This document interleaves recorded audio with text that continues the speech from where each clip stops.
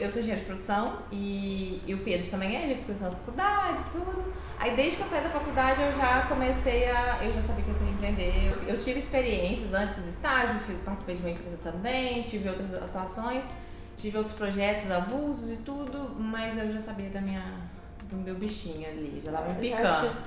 E aí eu falei, Pedro, é melhor começar antes do que depois. Exato. Quero já começar logo. Aí eu comecei, aí teve um período que eu fiquei trabalhando em paralelo, né?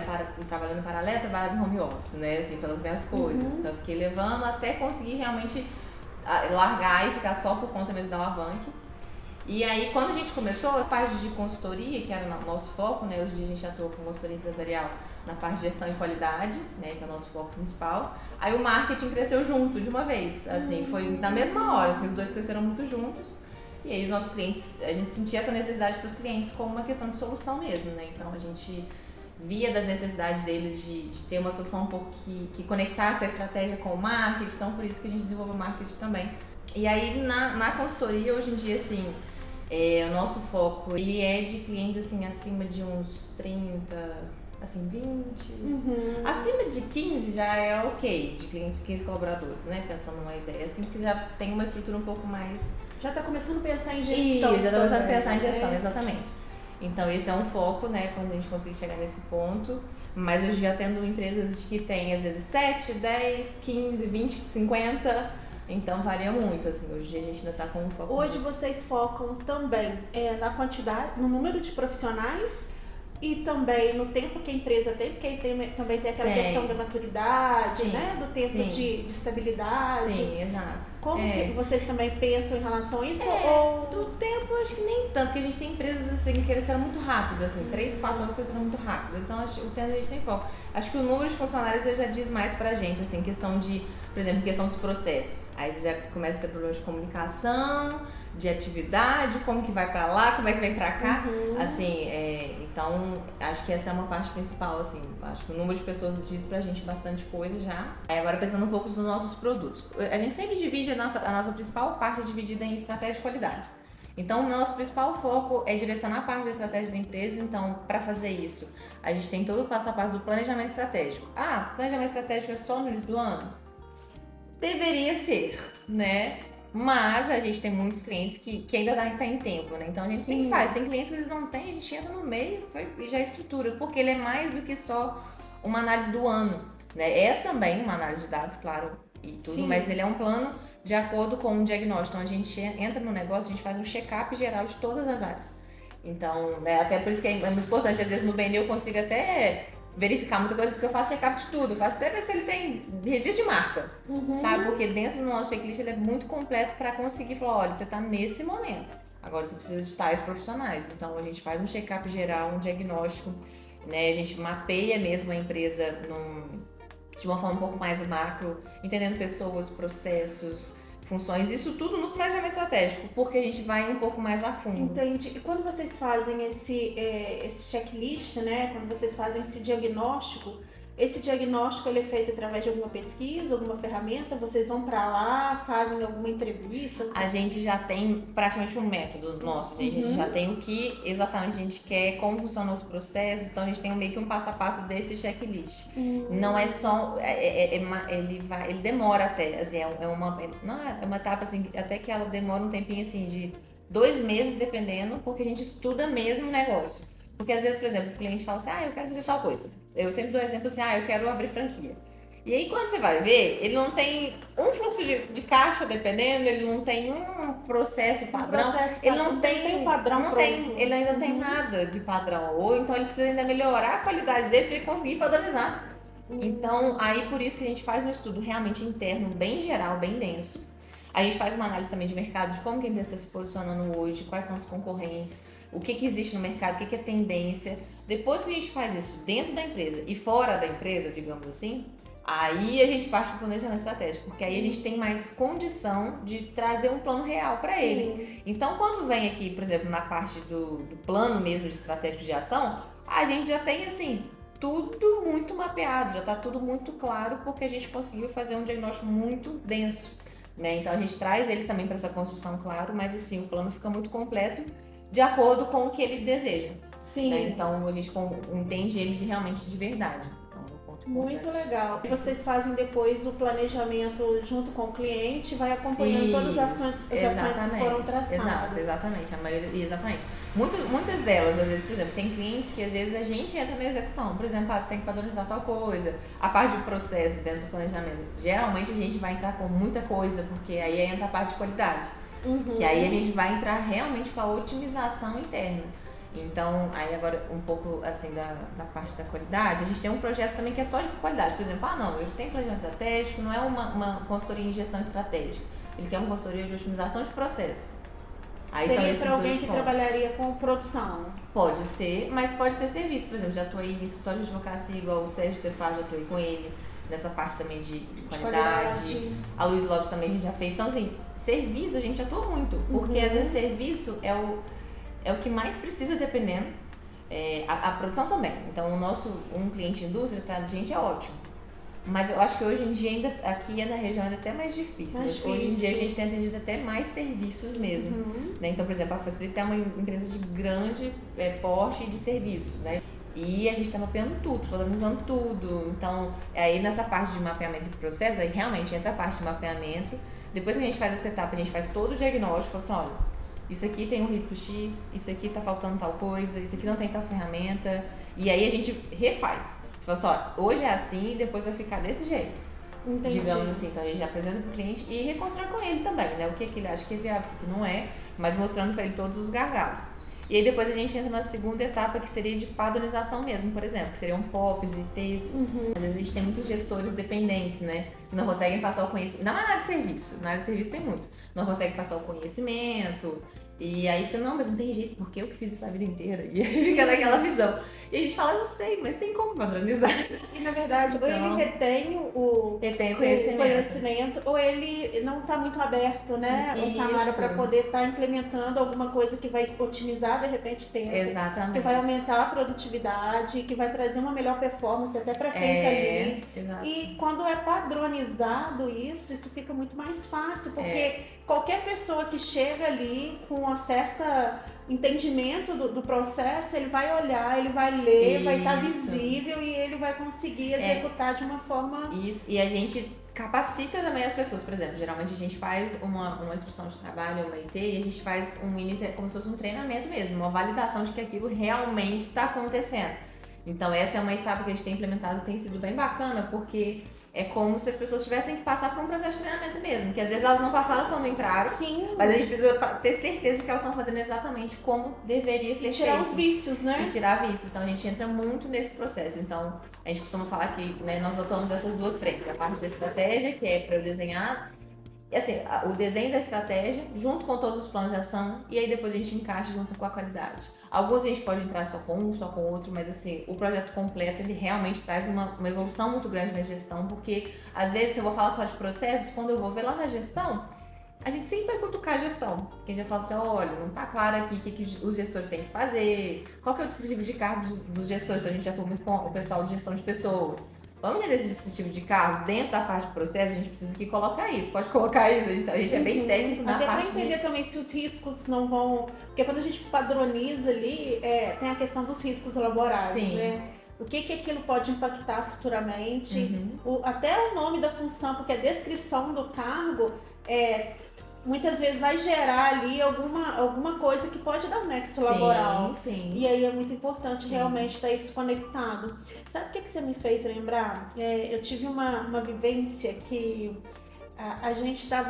o processo estava acontecendo muito bem, a qualidade era algo muito importante, justamente porque a gente estava com foco de reduzir retrabalho, tinha várias situações interessantes ali. E também porque impacta diretamente na qualidade, na satisfação do cliente, né? Imagina só aquele produto chegar lá ou aquele serviço chegar lá, o cliente não estando satisfeito, é um retrabalho, é uma devolução, enfim, quando é produto.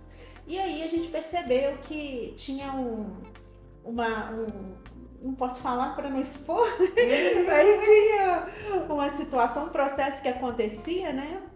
Um dos produtos que eram vendidos, que para aquele produto, né, ele estava tendo muito índice de reclamação por conta da textura daquele produto. E aí começaram a utilizar uma certa substância para passar nesse material para que ele conseguisse chegar dentro do interessante, né? Do nível de qualidade interessante. Então, isso foi sugerido pelo setor de qualidade. Mas o que aconteceu? Aquele produto que estava utilizando não poderia estar utilizando naquele determinado setor. Aquilo causava risco. Ele era com uma substância que isso a gente ia ter que colocar insalubridade, incorporar ali naquela função algo por conta do manuseio daquele produto na execução. Então, a qualidade, ela veio ali, ela fez, ela entendeu que seria importante, mas o impacto também que estava gerando ali na segurança do trabalho, que teria que ter passado por ali, e nas pessoas, né, porque começou a gerar absenteísmo em relação a isso, problemas respiratórios. Caramba. Como que é importante, né, os setores trabalharem juntos em relação a isso. Porque às vezes a gente vai no foco, a gente vai no problema que está ali, mas a gente acaba gerando outras coisas, e como que essa intersetoriedade dentro da própria organização, dentro do meio corporativo é importante. Quando você trouxe, muito interessante. Muito bom se conectar, é verdade. Nossa, eu acho que o nosso foco principal é trazer muita qualidade para o nosso cliente, as nossas entregas, eu acho que é o nosso ponto fundamental, assim, a nossa qualidade de entrega mesmo, de supervisão, de detalhe. Acho que a gente é muito nessa parte da entrega, então acho que é um dos pontos que fideliza muito os nossos clientes, né? Bacana, de surpreender mesmo na entrega do compromisso. E tá completamente com a satisfação, né? Por exemplo, às vezes a gente tem um escopo, tá tudo desenhado, quando eu vejo, eu falo assim, gente, muda tudo porque não é isso, né? Eu sou essa pessoa. Aí o pessoal da qualidade daqui me segura, que eles falam, e os nossos padrões? Aí eu falo assim, gente, então... Mas eu acho que, assim, sempre conectando muito a questão da qualidade com o que realmente importa para o cliente. Então, assim, sempre muito de olho no que realmente vai gerar valor para ele. Acho que esse é um dos nossos principais pontos. E tá tudo bem, né, Samara? Porque no decorrer do caminho pode entender que a rota poderia ter um trajeto muito mais efetivo. Exato. E aí, quando você vê e tá no meio do caminho, porque quando a gente tá de fora, a gente tem um olhar, a gente faz um planejamento. Quando você entra... a gente começa a ver que tem outras dores e que de repente um outro caminho, às vezes que ele seja mais longo ou mais difícil, mas ele vai ser mais efetivo. Exato. Então tá tudo bem, né? Ter que rever e refazer as rotas de vez em quando. Isso, e eu acho que às vezes a gente tem isso com os nossos clientes, mas assim, acaba que a gente tem uma estrutura hoje em dia que é tão padrão eu falo assim, com um olhar tão amplo, né? Que aí a gente vai acaba só mudando um pouquinho a ordem das peças, mas assim, sempre adaptando ao que realmente gera valor para o cliente, né? Então acho que isso é o nosso foco principal.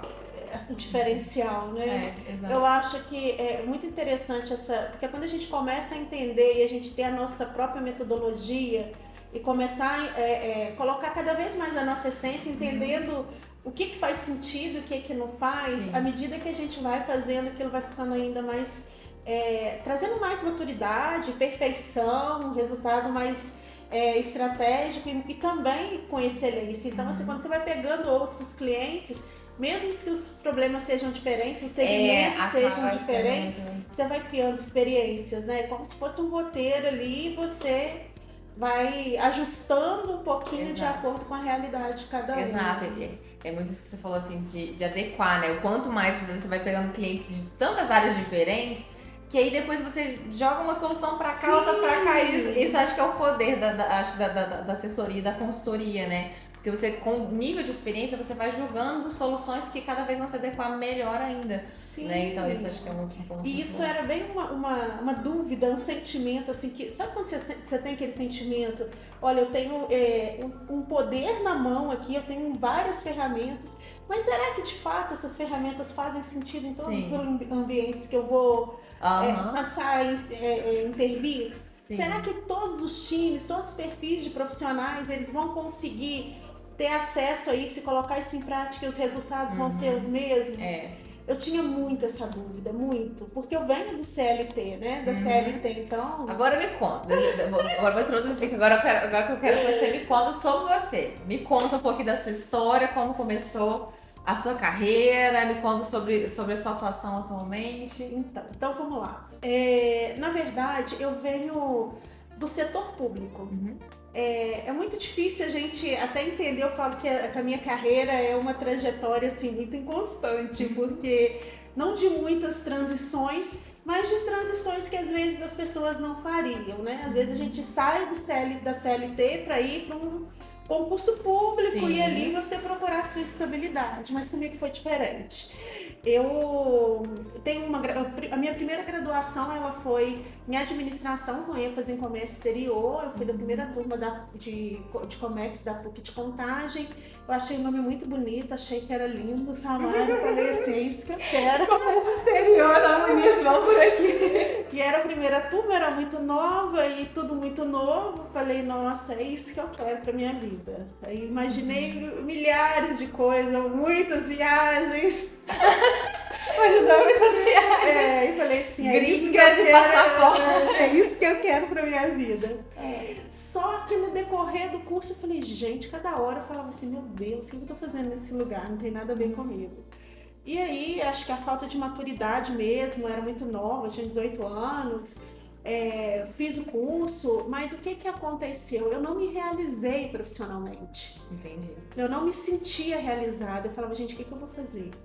E aí eu falei, eu vou fazer um concurso público e vou trabalhar. Mas antes do concurso público, eu tentei... eu fui convidada, né, como cargo de confiança, e aí fui trabalhei ali. Quando passou dois mandatos, né, que o prefeito que tinha confiança, em minha cidade pequena tem essas coisas, eu fui desligada. Então, assim, aí eu me vi sem emprego e nesse período que eu estava trabalhando, né, com cargo de confiança na prefeitura, inclusive na prefeitura de Leopoldina, eu me apaixonei pelo serviço social. Eu vi que eu era conectada com pessoas e que pessoas eram minha razão. Uhum. Eu tinha um propósito em cima daquilo e eu falei, gente, é isso que eu quero fazer. E aí não tinha o curso em Leopoldina, eu tinha o Arthur ainda muito pequeno, eu falei, meu Deus, como que eu vou fazer? E aí foi que eu tive a oportunidade, quando veio o curso para a Unipac em Leopoldina, eu tive a oportunidade de fazer, eu ainda estava na prefeitura, fiz o curso. No meio do curso fui mandada embora, né? Porque da prefeitura mudou tudo, o prefeito mudou, colocou as pessoas que eles gostariam que tivessem. Vivi desempregada. Nossa. Com filho isso pequeno. Quando? O Arthur tinha 2 para 3 anos, hoje ele tá com 21, vai fazer 22, caramba. Quase que 19 anos, né? Caramba! Falei, meu Deus, como que eu vou fazer? Iniciando uma outra faculdade e era pago, e como que eu me vi assim, muito perdida, muito. Aí comecei a fazer um estágio que não era remunerado, mas eu comecei a ter um envolvimento muito grande. Eu acho que Deus, tenho certeza, Deus faz tudo pra gente poder também como aprendizado. E foi uma oportunidade onde eu criei muitos vínculos. Eu tive a oportunidade de estagiar, eu fui para a prefeitura de uma cidade pequenininha, que eu lembro que o prefeito tinha o dia de dar o dinheiro, sabe? Ele dava R$50 todo dia, era uma terça-feira, a porta da prefeitura ficava lotada. Dia de dar o dinheiro? As pessoas iam lá e ele ajudava. Então, quando eu fiz o estágio, eu falei, gente, eu já preciso mudar isso, essas pessoas precisam ter autonomia. A cidade é muito pequenininha. E aí a gente começou a fazer todo um movimento. Eu falei, o povo vai querer me bater aqui, né? Porque estava acostumado a ter aquelas filas. E a gente começou a trazer cursos preparatórios, profissionalizantes para a cidade.